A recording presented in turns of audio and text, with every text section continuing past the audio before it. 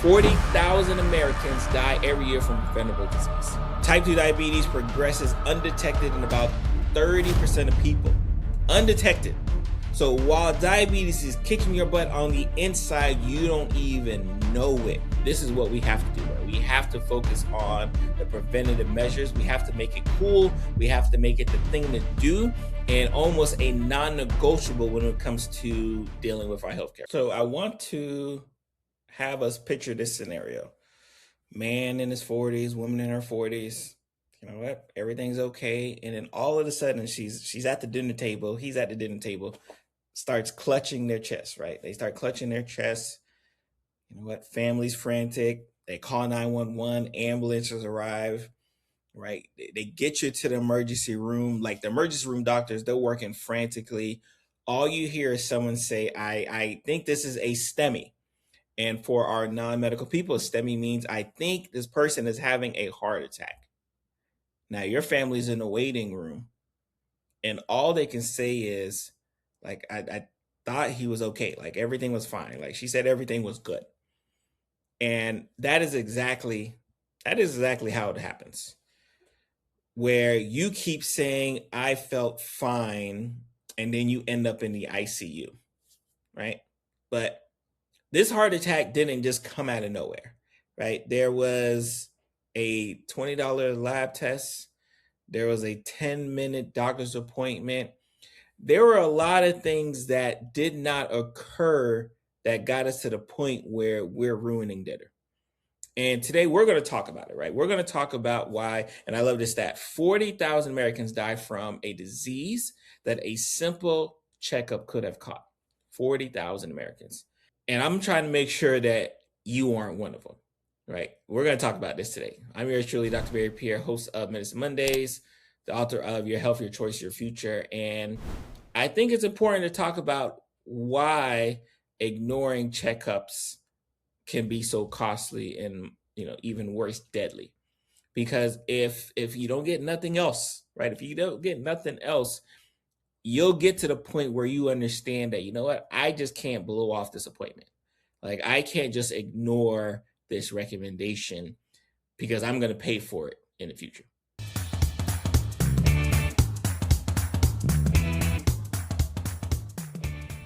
All right, so I think today we're going to have some focus. We're going to have some focus here today, right? Because again, this is not to be, right? This is not to be hyperbole, right? I'm not trying to scare you. Well, maybe a little bit. Maybe I'm trying to scare you a little bit into doing the right thing. First and foremost, you know what you got to do: subscribe to the channel, hit that notification bell, make sure you're rocking with us on Medicine Mondays and everything else we do on this channel. But let's talk about today, right? Like these are some numbers, right? I know y'all know numbers. If you're a part of the Lunch Learn community, or if you're new here, we love talking numbers. We love simplifying things because it makes things a lot smoother and easier to digest. 62% of adults are skipping checkups, right? We're going to talk about why. There are plenty of diseases out here that have zero symptoms until they're critical. Right. Like, again, just like my monologue at the beginning, right? You could be sitting at your dinner table. Everything is fine until everything is not fine. And then you're having to play Monday morning quarterback trying to figure out, what did I miss? What did I not do that had me ending up where I'm ending up, where I'm in the ICU after a heart attack or stroke? Like, what did I miss? What your numbers actually mean and what you need to do with them. And we're going to talk about 3 specific screenings that will save your life. 3 specific screenings that will save your life. So make sure you hit that notification bell. Make sure you like and share this video out, because again, my goal is to make sure that you are not being taken care of by me in the ICU because a checkup that you should have gotten done, you ignored until you couldn't. All right, so I think obviously I want to start with the truth, right? Y'all know me, I'm a truth teller. I got to start with where our healthcare system is and why you guys end up skipping the things you end up skipping up, right? I can tell you, our healthcare system does a great job in managing a problem. And what do I mean by that, Dr. Pierre? Like, when you have the problem, when you have the heart attack, when you have the stroke, we will throw everything but the kitchen sink. In fact, we might even include the kitchen sink at you to make sure you get better. but we don't have that same level of energy and effort when it comes to trying to prevent the heart attack, trying to prevent the stroke. We just don't, right? And I always say this, y'all know money talks, right? Our insurance company, our healthcare system, right? Those who focus on trying to do the prevention side get paid the lowest, right? Your internist, your pediatrician, right? They get paid, your family physician, doctor, they typically get paid the lowest because in the prevention, there's a lot of education, there's a lot of talking. But in the crisis management mode, right? Like when you end up in that ER and they're talking about you have a stroke, you had a heart attack.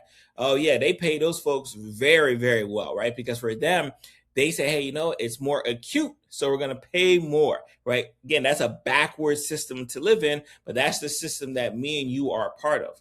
So if we want to, right, avoid being at that, on that stretcher, right, because we've had the heart attack because we avoided the things we needed to avoid, this is what we have to do, right? We have to focus on the preventative measures. We have to make it cool. We have to make it the thing to do and almost a non-negotiable when it comes to dealing with our healthcare, right? So let's get some numbers, right? Because y'all know, again, hopefully these numbers scare you enough where you're like, all right, let me stop playing games, right? We talked about this in the beginning.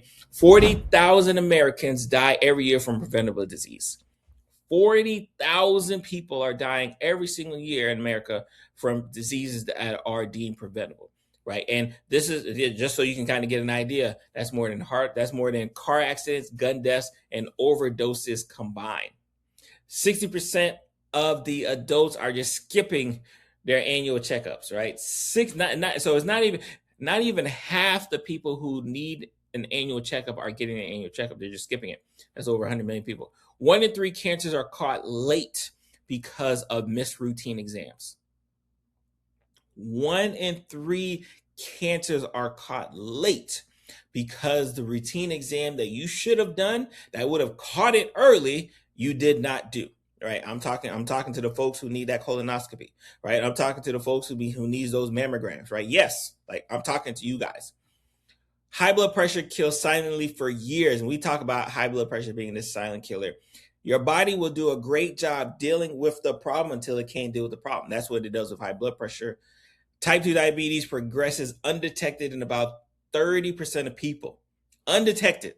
So while diabetes is kicking your butt on the inside, you don't even know it, right? For 30% of people, right? And again, by the time you get diagnosed, guess what? It's complications, right? I've talked about this before. I've had patients where they've had long-standing diabetes and didn't even know it. And by the time they come to see me, not only do we have to talk about the diabetes, I got to talk about kidney disease. I got to talk about, vision-related diseases, right? I got to talk about arterial-related diseases, right? Because again, a lot of times when people think about diabetes, they always think, oh, blood sugar. But no, diabetes is one of the most significant vascular-related diseases that you can think of, right? It's terrible, right?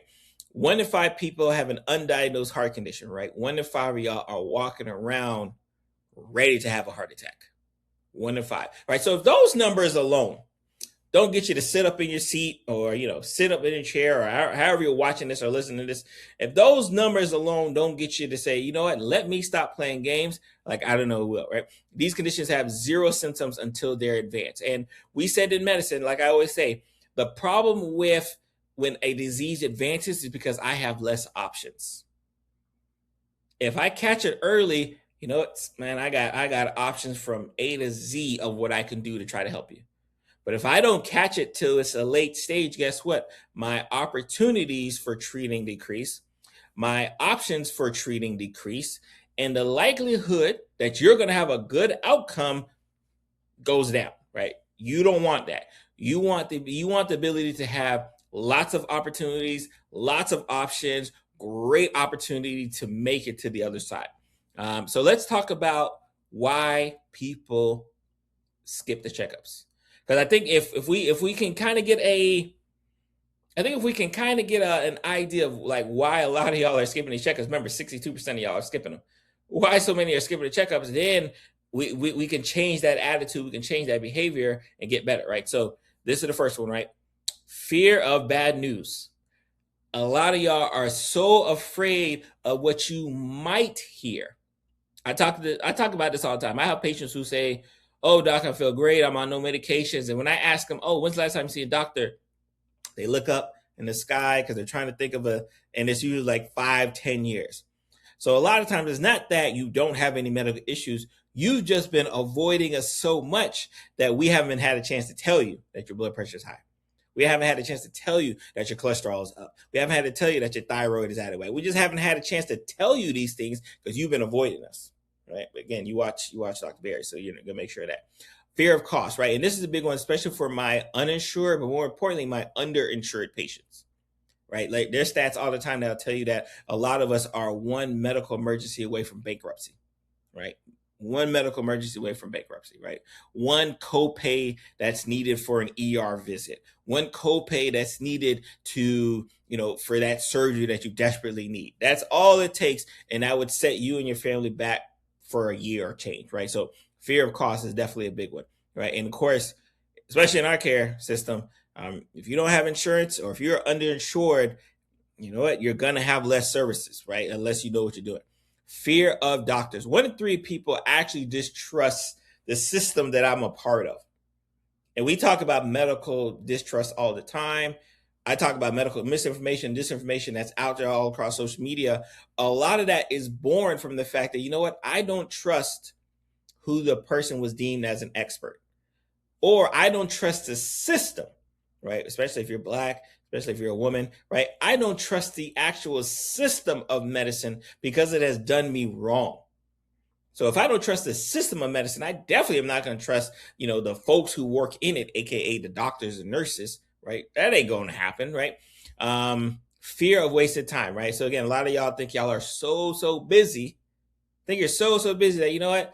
I'm too busy. I can't stop work, right? I can't stop what I'm doing here. I'll just get it when I get it, right? And when I talk about even being busy, a lot of you can't afford it, right? And this kind of goes back, and I always get on my doctors all the time, where there are some people who, if you got a doctor's appointment, you almost have to cross out half the day. Because even if your doctor's appointment is at 9:00, yeah, you may be able to get in at 9. And that's if your doctor, especially, I'm not saying all, because I don't want you to hop in my comments. Especially if your doctor is like double booking or running behind. So your 9:00 appointment really doesn't really happen till about 9:30-ish, right? Maybe 10, right? And don't have an afternoon appointment and your doctor is backed up for the morning, right? Like, again, this is just an economy of scale, right? Your doctor's trying to squeeze in as much people as possible and they don't think they can. Right. So definitely something to think about, especially with wasted time. Right. And of course, some people just fear medicine in general, right? Like the needles, the medications. Y'all are so scary that, you know what, just the fear of it, I don't want to do that with. Right. So again, there are lots of different reasons, as you can see, that someone may skip, their typical checkup. But unfortunately, the result still likely is the same way, right? You having less options if that disease that could be silent or not so silent. Because, and I talk about this fear of not hearing bad news. A lot of y'all know y'all pressure ain't good. A lot of y'all know your diabetes ain't. A lot of y'all know, you're not tip top shape. But you know what? I'm just gonna act like if I don't get the checkup, then it never happened, right? So a lot of y'all are doing it, right? So again, lots of different fears, lots of different concerns associated with skipping the checkup. And I think if you can just put yourself, especially for those, if you're listening to this, watching this, and you haven't had your checkup in over a year, right? Because it's an annual checkup, once a year thing. If you haven't had your checkup in over a year, which bucket do you fall in? Drop it in the comments, right? Like drop it in the comments. Which bucket do you fall in so we can get you, so we can kind of right that ship and get you together, right? Especially for the year on out. All right. So I talk about it in my book. The patient I had who, life was just too busy for them. They were busy working. They were busy taking care of family, taking care of everything but themselves. And they missed the checkup, right? And then they missed another checkup and then another checkup. And then all of a sudden, right, they ended up having a stroke, right? Because all of these checkups, all of these wellness visits, all the things that they kept missing because they were too busy putting others in front of themselves, right? Their blood pressure was out of whack. Their cholesterol was out of whack. And now guess what happens? After you have the stroke, after you have this significant event, guess what? Now you can't take care of anybody. and now someone has to take care of you, right? And that's the line I always try to draw for a lot of my patients, especially my patients who have high blood pressure. I say, hey, all right, that's cool. You don't want to take your blood pressure medication. Who are you okay with doing your sponge bath when you can't move the left side of your body? Like which nursing home are you okay going to, right? When your family decides, hey, you know what? That's a little bit too much for me. I have to live my life. I have to work. I can't take care of you, so I'm going to put you in this nursing home. Like which facility? It's like I really get. I try to draw them there, right? Because a lot of times they walk around like it's not an issue, like there's no concern, like there's no consequence. So I always let them know, hey, let me tell you, I take care of a lot of patients, right, who suffered a medical issue and their family had to put them in a nursing home because they literally could not take care of them by themselves anymore, right? And then the family, in the beginning visits them frequently, and then as time goes on, it's kind of frequent, and then not so frequent, and then for birthdays, right? Like you kind of get the drift, right? So when I think about how important checkups are, that's one of the reasons why I went into general primary care medicine, especially out of residency, right? Because I realized, man, if I can just do the job that I needed to do, right? If I kill it, right, and I'm making sure my patients are getting their checkups, they're getting their screenings, they're doing their lab work, I can save my patients so much harm in the late run, right, that they'll love me forever, right? That's how I would think. That's how I was thinking, y'all. I was like, if I could just do these things here, I can almost bankrupt the hospitals, right? Because guess what? All of my patients are great. They're taking their medications. They're up to date on the screenings, right? So they don't need to, have that issue with the heart attack or the stroke or, dialysis. Like all these things, that was always my mission, my goal. So that's how I want you guys to think about it. Right, like I have to do these things, right? I have to do, the checkups, right? Which you think may be a waste of your time, but no, it's not a waste of your time because again, if we fast forward in 5-10 years and you're doing what you needed to do, guess what happens? Right, you're living healthier, you're living longer, right? Again, I take care of patients in nursing homes who are 50, 60 years old, they're bedbound. I also take care of patients in nursing homes who are 70, 80 years old, they're walking around the building. Right? Like, which one do you want to be when you turn 70? Right? Do you want to be the one who's been bedbound for a decade or so? Right? Don't really move much. Just kind of, people have to sponge bathe them in their bath. Like, do you want to be that person? Or do you want to be the person who's, chipper and happy and everyone loves them in the facility, right? If you're in a facility, if you're not at home, right? Like, yeah, it is what it is, right? So those are, I think, the options that really need to come into play, right? Especially when we think about this level and importance of getting the checkup done, right? Because I just think it gets brushed to the side quite often, unfortunately. And I know a lot of times, especially when you're doing what we do here, right? Especially, when I'm doing my education, right? And I have to touch on all these different topics here. You'll see quite often that I like going back to talking about that preventative care, that preventative medicine, right? Because I understand just how important that factor is for those who want to actually live a long and happy and healthy life, right? Like not just live, right? But not just be here, right? In 60, 70 years old, right? No, actually be able to kind of live an enjoyable life when you get to that age, right? Extremely, extremely important, right? So let's talk about some screenings, right? That I think is obviously important, right? It almost seemed like beating a dead horse, but it won't, right? So obviously, number one, right? The number one killer, right? Y'all know it, blood pressure. And of course, this is something that typically gets done every time you go to an office visit anyway, right? They're always checking your blood pressure, right? But the reason why is because that is just how important it is. It's just that important that every single time I see you, I'm going to check to make sure. Especially because I know a lot of y'all are walking around these grocery stores. A lot of y'all are walking around grocery stores not getting your checkups done, right? Nope. Like that blood pressure cuff that y'all keep walking by that's by that pharmacy, you're never getting to even see, like, all right, let me see what my blood pressure is looking like right now. Y'all not doing none of that, right? So that's why the doctors have to do it. So number one, definitely for sure, is that blood pressure. Gotta have that blood pressure, right? And gotta understand where you're at in the blood pressure as far as the stages, where you're normal, intensive, stage 1, stage 2, right? You got to know these things. Very important. If you don't understand those things, you know what? I can put I believe I have an infographic on blood pressure. If I do, I'll put it in the show notes.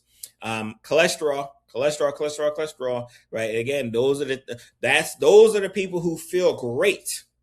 They feel great because guess what? You don't feel when your body's getting filled up, when your arteries are getting filled up with cholesterol, right? And I think about this, right? When your arteries get filled up with cholesterol in the brain, boom, you have a stroke. When they get filled up with cholesterol and plaque in the heart, guess what? I have a heart attack. When they get filled in the lower extremities, right? Guess what I started having? I have peripheral arterial disease, right? That's when I have to start having conversations about like needing like amputations on the toe and foot and stuff like that, right? Because the plaque buildup and the blood flow is so diminished, right? That I got to do something, right? Lots of interventions for all of these things. But we understand that cholesterol is important, right? That's why we always check our cholesterol, know what your total cholesterol is, your good cholesterol, your bad cholesterol. At the time I'm recording this, I think Eli Lilly is working on infusion therapy, right, to try to reduce cholesterol burden permanently, right? And it's a little gene therapy, which I know, especially for my anti-vaxxers, right, who are like, oh my God, the government's trying to change my genes. Like, that's what we're kind of doing. So I know some of y'all may not want to hear us, but for those who have been dealing with significant peripheral arterial disease, heart attack, strokes, you had a significant family history, this could be a game changer, right? Again, still in the trial stages, but things are looking promising, at least at the time I'm recording this, right? Once we get something updated, we'll put it up on our YouTube channel.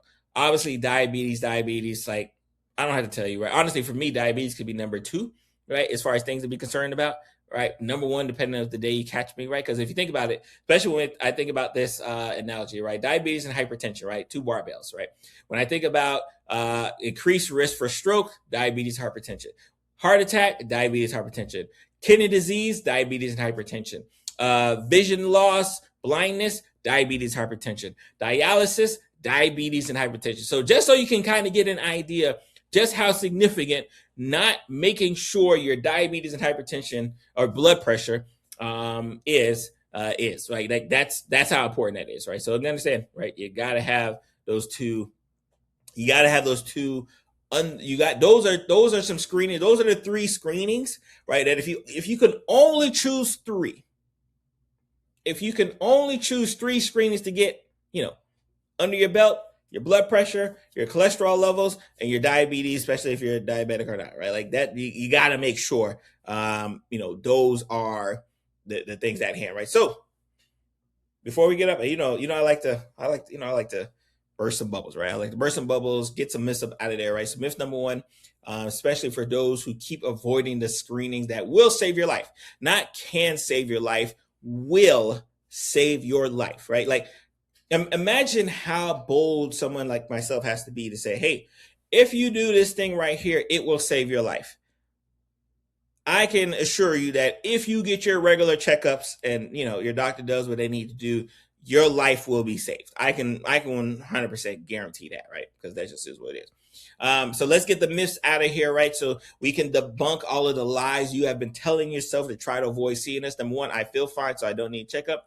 Absolutely false. Those 3 things I mentioned can do significant damage to your body before you feel a thing. Before you have a symptom, blood pressure, blood sugar, cholesterol can damage and wreck your body before you feel a thing. We want to make sure it doesn't get to that point. Checkups are only for old people. I hear this all the time. I don't know why, but I hear this all the time that people think that getting a checkup is only for an old person. I don't know where y'all got that from. Especially because y'all were going to see the doctor when you were young. So you were seeing the doctor when you're young pretty frequently. Why, when you become an adult, that 18 to 40-year-old, like when you get in that range, do you not think you need to go see a doctor? Like, it's just weird to me. But y'all do. A checkup will cost me thousands of dollars, right? This is that cost myth that you guys keep telling yourself, right? A lot of checkups are very low cost, especially for my uninsured and underinsured patient. I always recommend going to your health department, going to health clinics, health fairs. A lot of these like checkups that you can get, for the low, dirt cheap to free sometimes, depending on where you go. But you have to you have to work for it. right? Again, I understand the country I live in, right? If you have an insurance, yeah, things are a little bit easier. If you have good insurance, good copay, things are a little bit easier. But if you don't, you have to kind of work for it, right? Because this country will make you work for those things, right? So that's why I always reckon if you have no insurance, you should be making sure you head over to the clinic, right? You should be making sure, especially federally government clinics, right? Like they're there, right, for uninsured or underinsured people, right? So you should be hitting that up. You should hit up your local health fairs that are typically around the area, if you have any around the area, right? Because a lot of times you can get a lot of your screenings for free as well. Cholesterol, sugar, urine, like you can get a lot of these screenings for free. So definitely, you definitely don't allow it, right? And of course, the big one is I do not trust my doctor, right? Again, I know you're not saying, hey, I don't trust Dr. Pierre, right? Dr. Pierre lied to me because I don't know you, right? So I know you're not saying that, but what you're saying is I don't trust the system behind Dr. Pierre. And that is something that as a physician, I have to come to grips with. I have to recognize, I have to acknowledge, but then I have to ensure that, hey, you know what? Like the stuff that used to happen in medicine, we're not letting it happen here. Well, not on my watch, especially not with me and you, right? So you need to be able to build that trust with your I like to call him your health partner, right? Your doctor is your health partner, right? Your doctor is just as locked in to make sure that you are as healthy as possible than you are, right? Now, of course, you should be in a little bit more locked in than your doctor, but like y'all get the point, right? So yes, you not trusting the doctors is not going to be enough, right? Because like when you have the heart attack or stroke, I can't be like, oh well, this person didn't trust the doctor, so you know what? Let me take away the stroke. Let me take away the heart attack. Let me take away the dialysis, right? Like in the kidney failure. Like I can't do that. Right. So it's not going to be a reason for you to lean on when it's all said and done. Right. So I just don't want you doing it. Right. So again, important to understand that again, we talked about the 3 screenings: blood pressure, cholesterol, diabetes. All right. Make sure you get your check. Make sure you are getting that thing checked. Make sure you're seeing your doctor at least once a year, at least once. That's all I'm asking once. Some of y'all will need to see your doctor more often, especially if you have some of these medical related issues. Right. But at least like if you could see us once, we could try, right? We could try to help you, right? And that's what we want to do, right? And overall, we want to help those who want to be helped, right? And the first step to do that, just say, hey, doc, I'm here for my physical. I'm here for my annual, whatever you want to call it, physical, wellness exam, annual visit. I'm here for that the day where you screen me for everything, right? Colon cancer, breast cancer, if applicable. Like I'm here for all of these things here. Cholesterol, diabetes, all of these things here, doc. Like, please take care of me, right? Like that's what it is, right? So again, so these are tips, right? Action plan: know your numbers, right? Know your numbers, right? So when you go get that visit, like don't say, "Oh, thank you, doc," and then like go. Like you guys should have a copy of your medical records. I always say this: you guys should have a copy of medical records.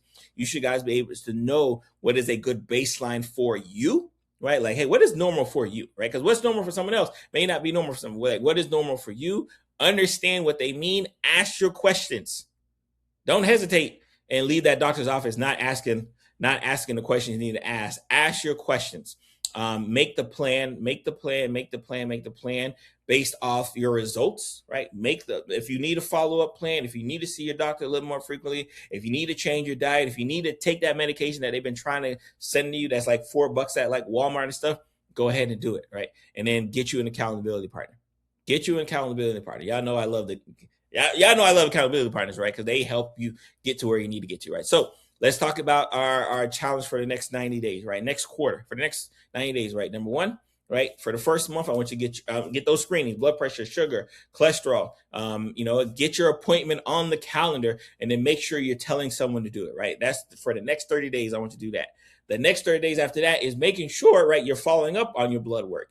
Making sure you're following up on your blood pressure, right? Again, stick that arm in at that grocery store, right? Get the results, write them down, understand what they mean. And then the last, day 60, 90, again, follow up with your doctor, right? Especially if you need to. Review your numbers, understand what they mean, and make the plan. You got to make a plan, right? If you make the plan and you understand what's going on, right, you will get so much out of that healthcare visit that you've been avoiding.